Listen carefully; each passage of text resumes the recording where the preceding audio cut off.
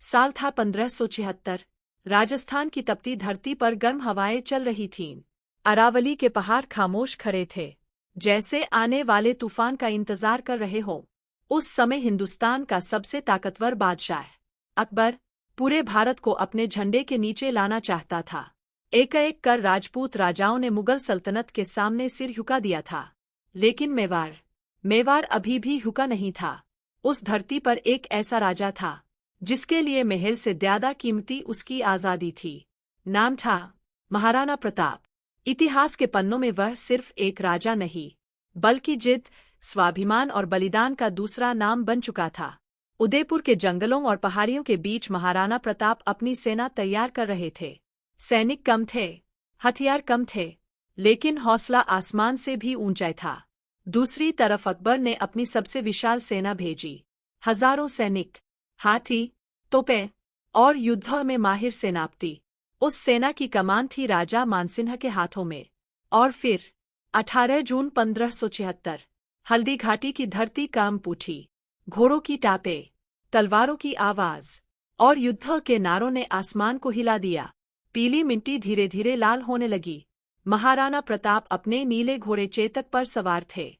विशाल कवच, हाथ में भाला और आंखों में सिर्फ एक लक्ष्य, मेवाड़ की आजादी।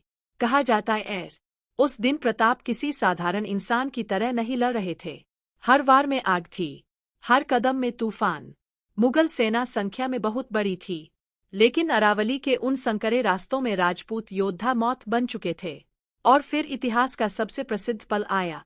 महाराणा प्रताप सीधे मानसिंह के हाथी की तरफ बढ़े। चेतक हवा की तरह दौड़ा और अगले ही पल उस घोड़े ने हाथी के सिर पर छलांग लगा दी। कुछ सेकंड के लिए पूरा युद्ध मैदान रुक सा गया। प्रताप का भाला सीधा मानसिंह की ओर गया, लेकिन किस्मत ने करवन बदल ली। वार बच गया, लेकिन कहानी यहाँ खत्म नहीं होती। उस छलांग में चेतक बुरी तरह घायल हो चुका था। उसके पैर में हाथी की तलवारनुमा कवच धंस गई थी।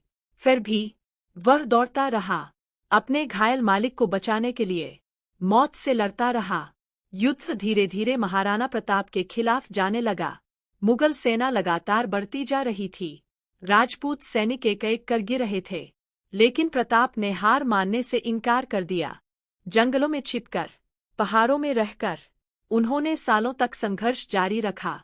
कभी घास की रोटियां खाई, कभी परिवार के साथ भूखे सोए, लेकिन अकबर के सामने हुके नहीं। उस समय मेवाड़ का राजा महलों में नहीं, जंगलों में भटक रहा था। रात के अंधेरे में छोटे छोटे अलाव जलते थे। घायल सैनिक दर्द से करारते थे, और दूर कहीं अरावली की हवाओं में सिर्फ एक ही सपना गूंजता था, आजादी। फिर एक दिन घायल चेतक ने अपने आखिरी कदम उठाए।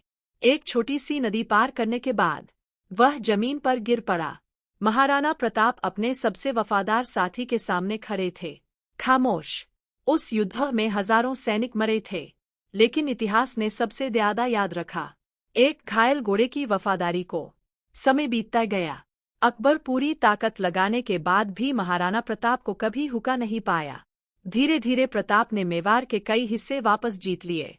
जंगलों से शुरू हुई लड़ाई फिर से राजपूती शान बन गई, और फिर 1597 में एक योद्धा हमेशा के लिए खामोश हो गया। लेकिन कहानी वही खत्म नहीं हुई। आज भी राजस्थान की हवाओं में, हल्दी घाटी की मिट्टी में और इतिहास के हर उस पन्ने में महाराणा प्रताप जिंदा है, जहां आजादी किसी कीमत पर बिकती नहीं, क्योंकि कुछ राजाओं की हार भी आने वाली सदियों की सबसे बड़ी जीत बन जाती है।